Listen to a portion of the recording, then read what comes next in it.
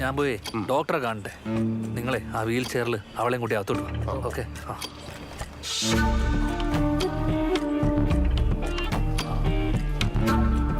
ഈ ഡോക്ടർ ശ്രീലക്ഷ്മി ആദ്യത്തെ ക്യാബിനില്ല. ആ താങ്ക് യു.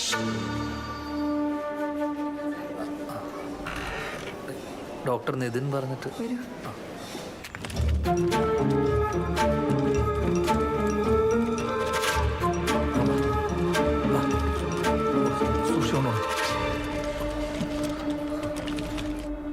ഡോക്ടർ നിതിൻ പറഞ്ഞുകൊണ്ട് മാത്രമാണ് ഞാൻ ഈ കേസ് അറ്റൻഡ് ചെയ്യുന്നത്. അറിയാലോ, പോലീസിൽ ഇൻഫോം ചെയ്യേണ്ട കേസാണ്. അറിയാം ഡോക്ടർ.